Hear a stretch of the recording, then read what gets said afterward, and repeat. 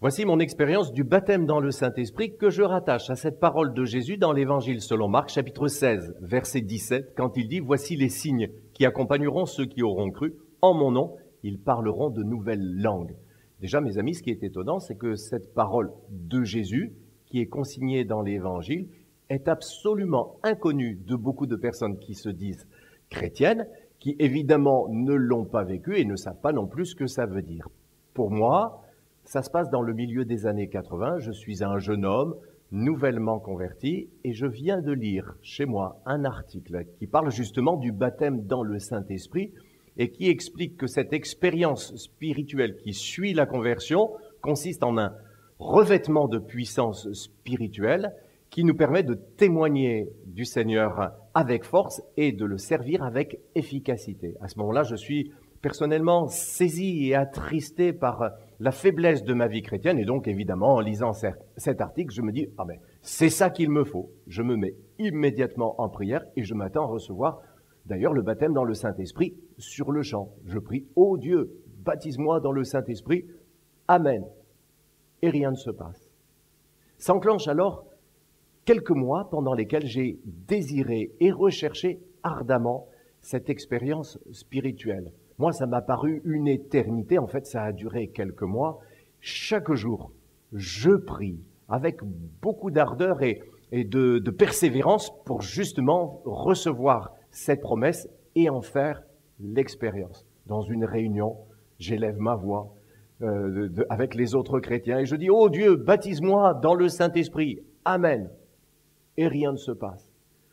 Une nuit entière, je la passe à prier, demandant à Dieu précisément le baptême dans le Saint-Esprit. Je me dis que si je passe toute la nuit à prier, eh bien Dieu ne pourra pas me refuser de m'accorder sa promesse et que je serai baptisé dans le Saint-Esprit cette nuit-là. Mais rien ne se passe. Je me souviens qu'une nuit, j'ai rêvé que j'étais baptisé dans le Saint-Esprit, que je parlais en langue. C'était extraordinaire. Et au matin, quand je me réveille, oh non, ça n'était qu'un rêve. Et puis, nous avons un camp de jeunes qui intervient vers la fin de l'année scolaire. Le dernier jour du camp, le pasteur prêche sur le baptême dans le Saint-Esprit. Après sa prédication, il propose à ceux qui le veulent de se lever à leur place pour qu'ils prient pour eux, pour elles, pour que chacun puisse faire l'expérience du baptême dans le Saint-Esprit. Et c'est ce qui se passe, on se lève quasiment tous. Ils commencent à prier pour les uns et les autres en leur imposant les mains, comme c'est écrit dans le Nouveau Testament.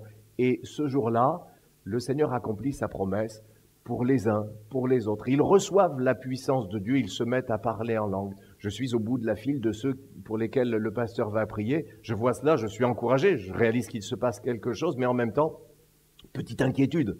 Et si tout le monde le reçoit, et pas moi, ça va poser problème. Et justement, à un moment, le pasteur vient, il prie pour moi. Je prie de toutes mes forces. Je supplie, j'intercède. Oh Dieu, baptise-moi dans le Saint-Esprit. Et rien ne se passe. L'angoisse commence à monter. Mais si tout le monde le reçoit et pas moi, c'est un signe que je ne le recevrai jamais, que Dieu me rejette. Et je prie avec de plus en plus d'ardeur et d'inquiétude aussi. Puis à un moment, le pasteur prend sa guitare, il va certainement terminer la réunion, il entonne un chant.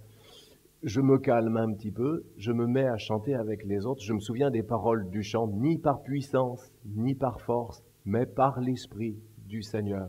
Alors je ne sais pas comment ça s'est passé, mais voilà la seule chose dont je me souviens, c'est qu'à un moment, je me vois en quelque sorte, ou plus exactement, je m'entends de l'extérieur, je ne suis plus en train de chanter. Je parle en langue, c'est comme un flot de paroles, un puissant courant spirituel qui me permet de m'adresser à Dieu avec liberté dans une langue que je ne comprends pas, que je ne connais pas. Et surtout, je suis saisi par la joie et la puissance de Dieu. Je suis baptisé dans le Saint-Esprit. Cette expérience spirituelle a été pour moi comme un point de bascule dans ma vie chrétienne. D'abord au niveau de ma communion avec Dieu. Désormais, avec le parler en langue, j'expérimente ce que l'Écriture dit dans 1 Corinthiens chapitre 14. Celui qui parle en langue s'édifie lui-même. Lorsque j'ai besoin de me retremper dans la présence de Dieu ou simplement que je veux prier, je parle en langue et la puissance du Saint-Esprit me renouvelle et me saisit à nouveau. Deuxièmement, dans mon témoignage de chrétien, l'Esprit de Dieu, ça a été un point de bascule parce qu'il a commencé à venir accompagner mon témoignage et aujourd'hui même je le vis en tant que prédicateur de l'Évangile dans mon service de prédication. Et puis la troisième chose, c'est aussi au niveau de l'expérience et de l'exercice des dons spirituels. Peu de temps après mon baptême dans le Saint-Esprit, dans les cultes, j'ai commencé à recevoir des pensées fortes, inspirées par Dieu, données par lui. Et quand j'ai eu la foi et que je me suis mis à les donner aux autres, à les partager, j'ai pu m'apercevoir à de nombreuses reprises que ces paroles que j'avais données sous l'inspiration de l'Esprit correspondaient à des besoins précis des personnes qui étaient présentes, besoins que je ne pouvais pas connaître. Et en fait, c'est le baptême dans le Saint-Esprit qui a été pour moi la porte d'entrée dans l'exercice des dons spirituels. Pour terminer, je vous laisse cette promesse de l'Écriture au sujet du baptême dans le Saint-Esprit. La promesse est pour vous.